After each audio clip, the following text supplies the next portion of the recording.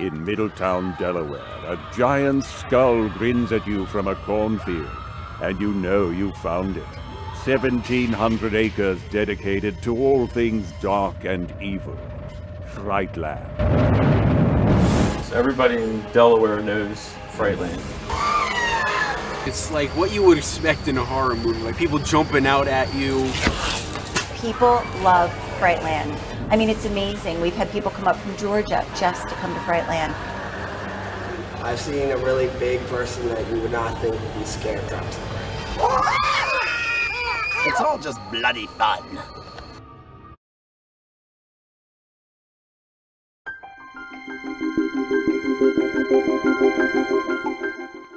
You know, living tomorrow is what we're all going to be doing. And this series is designed to give you a glimpse of what to expect.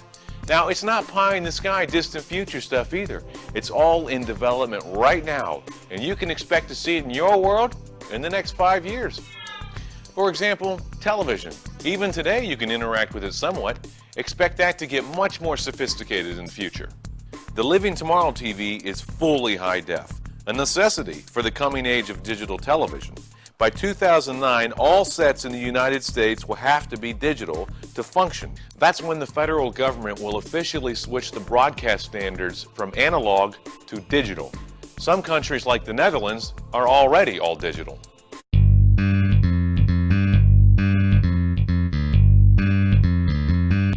That's the whole thing about these Gothic cathedrals. I mean, I know it went back in history to the medieval times that they would carve these ugly, scary monsters, you know, to kind of scare the pilgrims as they came into the cathedrals. And I guess as this cathedral evolved, they just decided to get not as scary and just get a little more whimsical.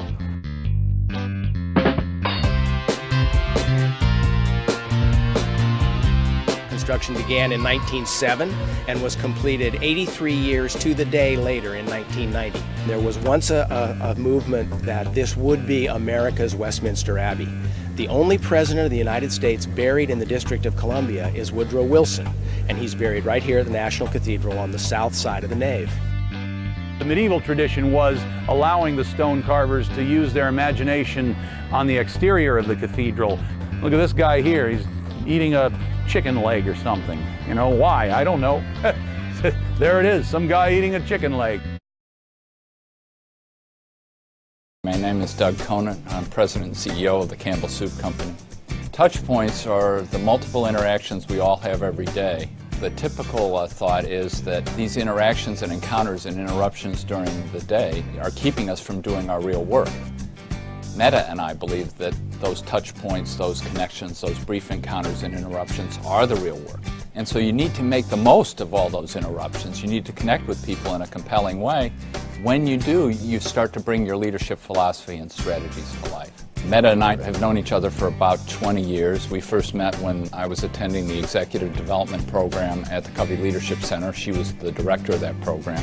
She started working with me for the Campbell CEO Institute, and we started co-authoring this book a little over 4 years ago. Philadelphia Distilling is the first craft distillery in the state of Pennsylvania. I had been in the retail business in New York City, and I'd started a cosmetics company. And in 2005, my nephew, Robert Castle, who was our master distiller, approached me with the idea that craft distilling was, at that point, in 2004, where microbrewing was in the mid-'80s. My name's Robert Castle. I'm the master distiller at Philadelphia Distilling, and I'm a dude. Our distilling history goes back really to the founding of America, but unfortunately there wasn't really much absinthe history in Pennsylvania or Philadelphia, and instead of making something up, we really named it after our sister city, New Orleans, or more specifically the French Quarter, where absinthe has its American roots.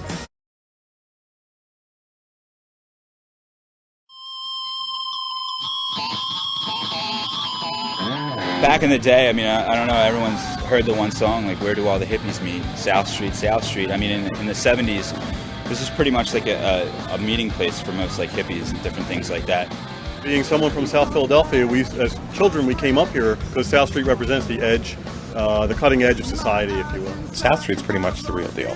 South Street is the city of Philadelphia. It's where the heart is. It's a lot of punk rockers. It's really diverse, and sometimes it can get nuts. There's not necessarily one type or genre that, you know, controls the street necessarily anymore. There's just so many different people.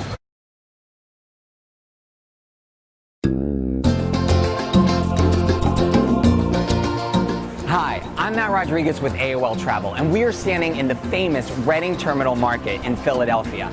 There are over 80 different vendors here, and you can get anything from flowers to falafel to fresh turkey sandwiches.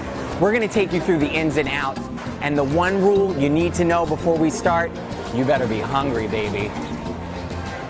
The market opened in 1893 as a place where Philadelphians could go to buy fresh and delicious food. You'll find that the original mission is still the same today.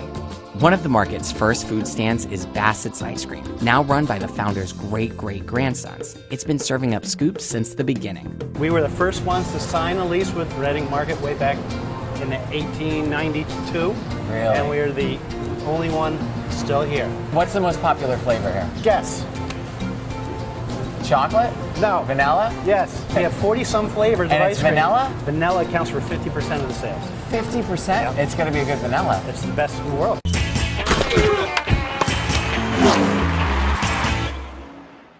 The big story at Eagles training camp is the quarterback. Philadelphia traded longtime starter Donovan McNabb to the division rival Redskins, clearing the way for young Kevin Kolb to take over the job. He's Kevin. He's Kevin Kolb. He's not Donovan McNabb. And I think that if we get that in our mind, that Donovan is Donovan and Kevin is Kevin. So what Kevin brings to the table is what Kevin brings to the table. He's quiet. He's going to get the job done. He's going to study hard, and that's his leadership ability. And so we're going to follow that. You know, everybody had their question marks, but I think he's definitely, answered those. And a guy who hasn't played much in his league, he's definitely shown the poise and the confidence. A guy who's been playing for 5 or 6 years as a starting quarterback.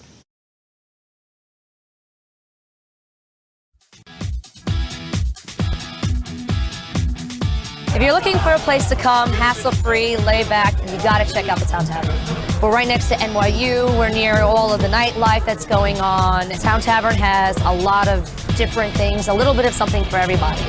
You know, we have Tuesday night karaoke, Wednesday night beer pong for the college kids. We have, all the games playing on our big screens. We have big screens upstairs and downstairs. We have really great music, and the atmosphere is really, just very laid back. Town Tavern is your private party's central headquarters, and what we do is we have an assortment of packages depending on what it is that you wanted to do, and that gets you 3 hours of unlimited drinking for you and all of your friends. A lot of our staff here, we're just very friendly. Our main goal here at Town Tavern is to make sure that everyone is having a good time. If you guys are looking to get your money's worth, have a laid-back, really good, fun time, you have to stop by the Town Tavern.